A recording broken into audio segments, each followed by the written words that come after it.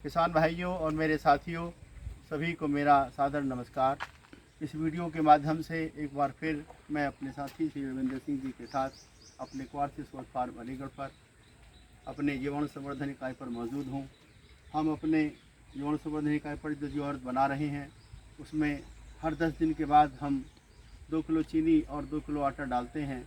तो उसी क्रम में हम अपने जीवाणु संवर्धन इकाई में जो जीवामृत के हमारे ड्रम हैं उनमें एक एक करके हम 2 किलो चीनी और 2 किलो आटा डालेंगे। आप जरा इसमें डाल दें, ऐसे करके डालिए इस तरह से कि 2 किलो चीनी और 2 किलो आटा एक एक करके हम डालते जाएंगे और इसे हम डंडे की सहायता से घोलते चले जाएंगे। इसमें डाल दीजिए, एक बार आटा डालिए, एक बार तो सब में चीनी डाल दीजिए। ये चीनी और आटा हम इसलिए डालते हैं ताकि हमारे जो सूक्ष्म जीवाणु हैं तो भूखे ना रह पाएँ, उन्हें खुराक मिलती रहे और वो अपना मल्टीप्लिकेशन करते रहें, सूक्ष्म जीवाणु की संख्या बढ़ती रहे। हम अपने इन 3 ड्रम में हमने जो जीवाणु बनाया है ये करीब 4 महीने का हो गया है। शुरू में जब हमने ये जीवामृत बनाया था तो हमने एक ड्रम लिया था। मैं आपकी जानकारी के लिए बताना चाहता हूँ कि आपको दोबारा से याद हो जाए कि जीवामृत हमें कैसे बनाना होता है। अगर कोई किसान भाई अपने यहाँ जीवामृत बनाना चाहें तो मैं जानकारी के लिए बताना चाह रहा हूँ कि सबसे पहले आप एक ड्रम ले लें, 200 लीटर का खाली ड्रम हो और उसमें 180 लीटर आप पानी भर लें और उसमें 5 किलो सूक्ष्म जीवाणु की मिट्टी या कोई किसान भाई जो अपने यहाँ जीवामृत बना रहे हों उनके यहाँ से 10 लीटर जीवामृत ले लें और उस ड्रम में डाल दें। इस ड्रम में आपने 5 किलो मिट्टी ली या 10 किलो जीवामृत लिया। ध्यान ये रखना है कि जीवामृत में जीवाणु सही होने चाहिए, यानी कि हमारा जीवामृत बना हुआ होना चाहिए और उसमें 5 किलो गुड़ और 5 किलो बेसन हम पहली खुराक के रूप में देते हैं और इस डंडे की सहायता से इस तरह से अच्छी तरह से घोल देते हैं ताकि वो अच्छी तरह से घुल जाए और हमारे जीवाणुओं को उनके खाने के लिए भोजन पर्याप्त मात्रा में उपलब्ध रहे। जब पहली बार हम ये डाल देते हैं तो 2-4-6 दिन के बाद उसमें काले रंग की लेयर आ सकती है। अगर वो काले रंग की लेयर आती है तो आप समझ लीजिए कि वो हानिकारक पैथोजन है, यानी कि हानिकारक सूक्ष्म जीवाणु हो सकते हैं। तो उन्हें आप इस छलनी की सहायता से बाहर निकाल दीजिए और फिर डंडे की सहायता से हर 2-3 दिन के बाद उसको आप चलाते रहिएगा। जब 15 दिन गुजर जाएं तो फिर आप अपने ड्रम में 3 किलो गुड़ और 3 किलो बेसन या 3 किलो चीनी और 3 किलो आटा सूक्ष्म जीवाणु की खुराक के लिए आप दे दीजिएगा और फिर डंडे की सहायता से उसे इस तरह से आप मिला दीजिए। यानी कि शुरू में हमने 5 किलो गुड़, 5 किलो बेसन या 5 किलो चीनी, 5 किलो आटा मिलाया था। फिर उसके 15 दिन के बाद हमने 3 किलो गुड़ और 3 किलो बेसन या 3 किलो चीनी और 3 किलो आटा हम मिला सकते हैं। ये प्रक्रिया आप करने के बाद फिर आप हर 10 दिन के बाद 2 किलो गुड़ और 2 किलो बेसन या 2 किलो चीनी और 2 किलो आटा हर 10 दिन के बाद आप निरंतर डालते रहेंगे। इस तरह से ही हमने अपने ड्रम में डाला है। ये 3 ड्रम हमारे लगभग 4 महीने के हो गए हैं और करीब जीवामृत हमारा बनकर तैयार हो गया है। और इधर ये 3 ड्रम हमारे हैं, इसमें करीब 3 महीने गुजर चुके हैं और इसमें निरंतर हम हर 10 दिन के बाद 2 किलो चीनी और 2 किलो आटा निरंतर डाल रहे हैं। और ये जीवामृत में जो राशन डालने का काम है, उनको भोजन देने का जो काम है वो हमारे एस साहब महोदय की देख रेख में होता है। वही इस काम का जिम्मा उनके पास है।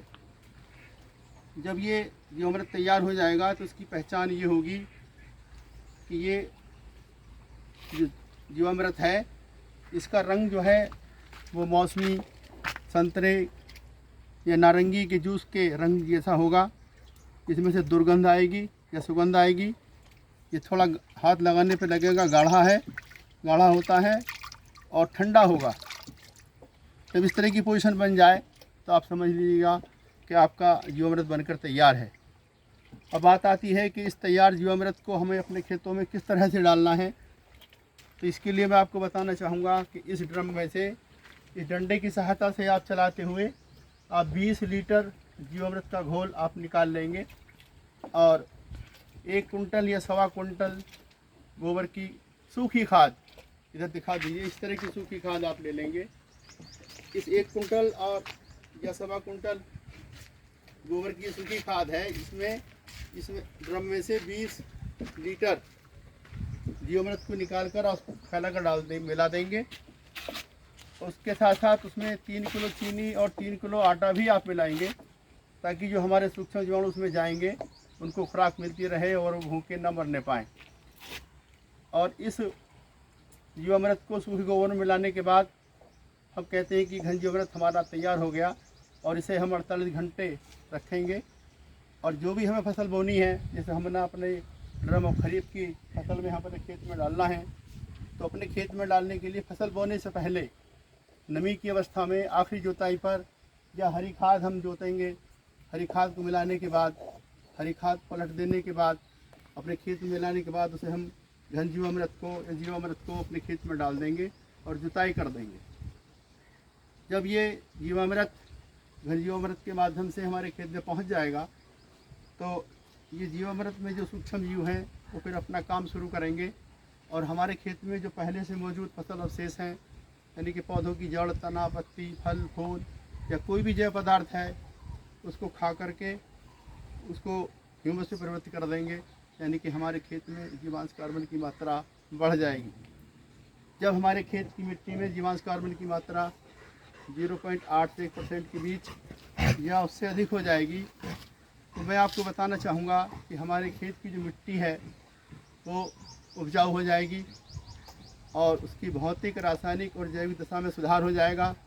हम कोई भी फसल बोएंगे तो उसकी अपने खेत की जुताई करने के लिए हमें कम जुताइयों की आवश्यकता होगी, और फसल बोने के लिए हमें कोई भी रासायनिक उर्वरक देने की आवश्यकता नहीं होगी।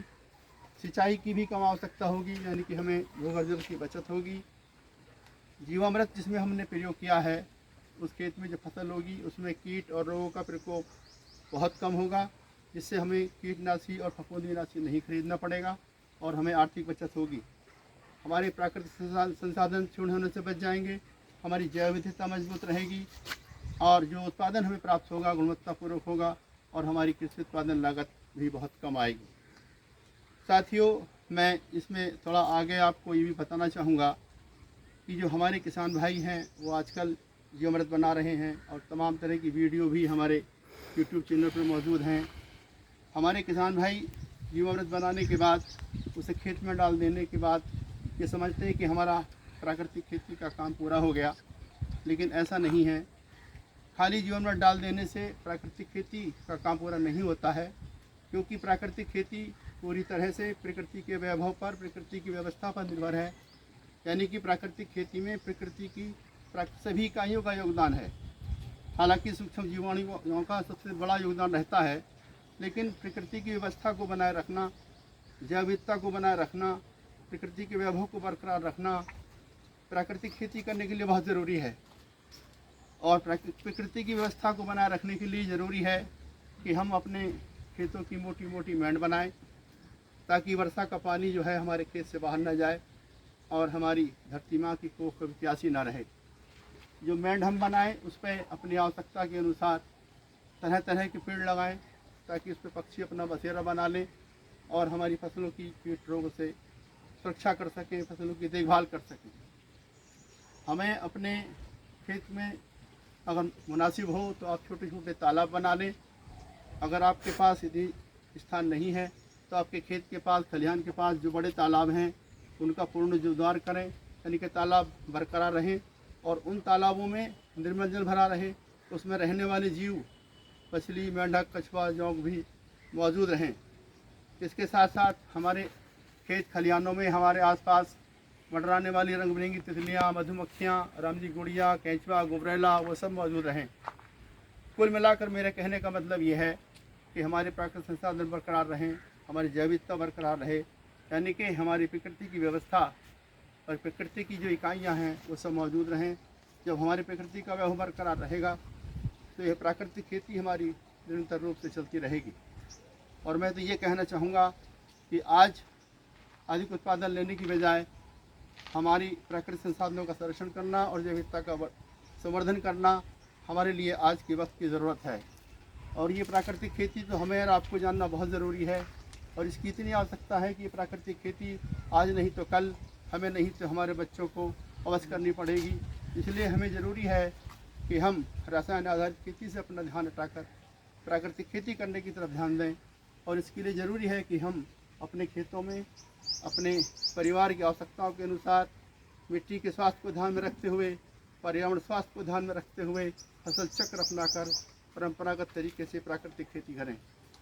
साथियों, आपने मेरी बात को सुना। अगर आपको मेरी बात अच्छी लगे तो आप अपनी जिम्मेदारी को निभाएं और हमारी इस वीडियो को अपने साथियों में, अपने दोस्तों में, अपने किसान भाइयों में शेयर कर दें। साथ ही हमारे खेती और प्रकृति के चैनल को सब्सक्राइब कर लें ताकि आगे आने वाली हमारी वीडियो आपके पास आसानी से पहुंचती रहें। मेरी वीडियो सुनने के लिए आपका बहुत बहुत धन्यवाद।